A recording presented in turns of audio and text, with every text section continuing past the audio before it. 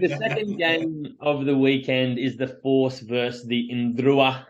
Indrua are good no matter where they are, but better at home. We touched on last week how much stronger their D is at home. They're coming up against the Force. There is no new injuries to the Force. Maybe we have a Kitioni Salawa injury, seeing he got pulled last week during the game. In the returns column, we have Tom Robertson from his calf. Harry doesn't like it if you don't mention that it's not just a calf. Yes, he has two calves, Harry. We all know it's a calf injury. And not the mother, not the daughter of a cow, not the son of a cow. No.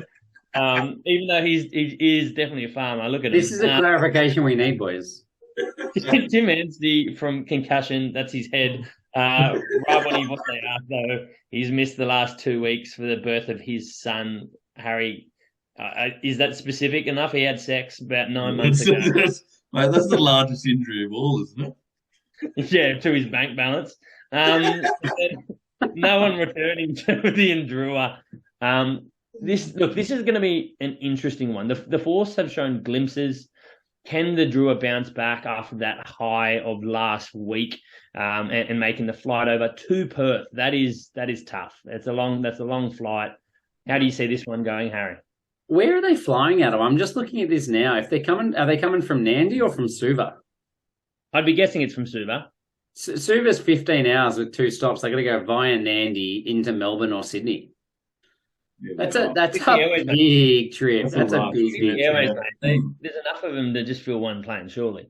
When they flew down to Melbourne, they went, now we're doing this regularly. It's just a no stop flight straight to Melbourne. Surely they're going to do that to Perth now.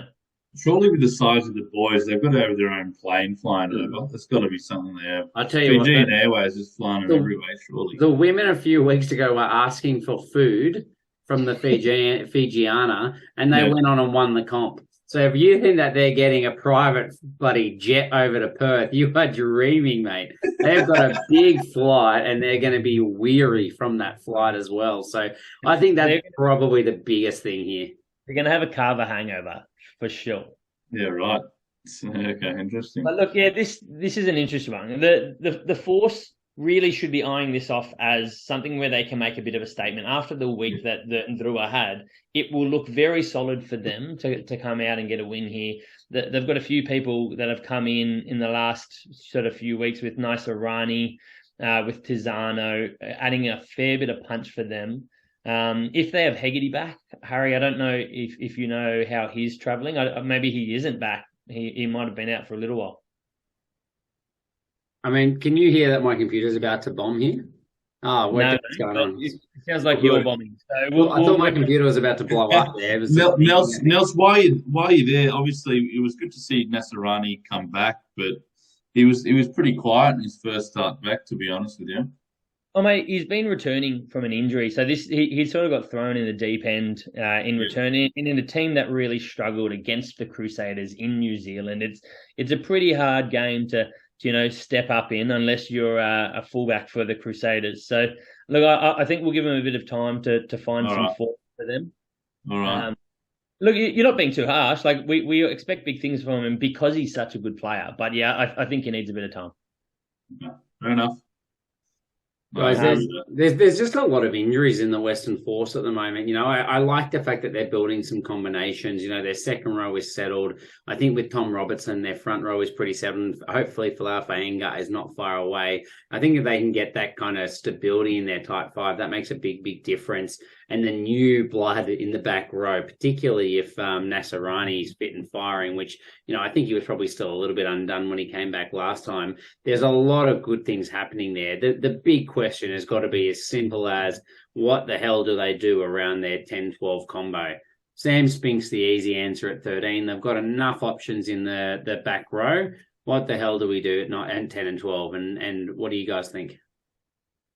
Look, I quite liked the look of Max Bury. If they think he's going to be someone that they can use moving forward. Yeah, exactly. The seventh player, mate. Come on. Mate, he must be about 24, I think.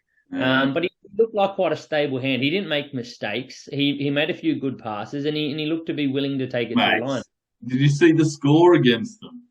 Yeah, mate. That's not all his fault, mate. That's pretty tough. That's like saying Carter Gordon's crap because the Rebels keep losing. Nah, but they're competitive. They're competitive because Carter Gordon's playing. It's very different. Yeah, I think it's just a lack of cohesion there. But look, he probably does deserve another run. For me, I just think if they had another 12 option, then Hamish Stewart at 10 makes the most sense. I don't know where Jake Strawn is. I know he was listed as injured last week. There's no information at the moment about what that might be. So I think that would probably be the best case. That have Jake Strawn partnering Hamish Stewart, and then that way Burry is on the bench to develop a little bit more slowly rather than throwing him in the deep end. But otherwise, I guess they're going to go with the same option. And if that's the case, then, geez, Ravovo running at that young 10, like that's scary, isn't it? Is Kunzel done? Is he just complete? Is he done? He has a hammy injury. He's out for rounds 10 and 11, actually, so he should be back. We may well see him. Yeah. Hey, look, my one point on it, I mean, Burey didn't have a lot of chances in D, but he didn't miss a single tackle. So I don't know if his issues having a bloke running at him. I think everyone's issue is running at him, though. I was about to say everybody's issues having Vovo running at him. Doesn't matter who you put there. But yeah, look, this is going to be a tough ask for the Ndrua to back it up and for the Force to actually show, with some players missing, to their home fans that they're as good as we think they could be. So, Harry, how do you see this one going? Oh, you're throwing me in the deep end here. Well, when I approach my notes, I can see that the tip here is obviously the Force by half a point head start. I think the Force will get it done. I think the travel is going to take a lot out of the Ndrua. I think particularly if they do have the likes of Kunzel or Strawn back, I think that shores it up and I'll be a fair bit more confident given that it's an away game for the Ndrua. But I'm going to say the Force will get it done by 5 points. I'm going to say the Force will get it done by Max Brewery chucking a Valentini, older brother of Valentini, kicking it late of coming off the bench to win it for him. By 3. So the Force by 3 now, is what we said? Yeah. Being out low, go somewhere about 4. Yeah, no, I'll go. I'm actually going to back the Fijians. They're going to take the momentum against that they've taken from their previous round and absolutely stick it to the Force and actually get up and move up the table. Yep. Fiji by 12. Oh, very good. Yeah. It's not unrealistic.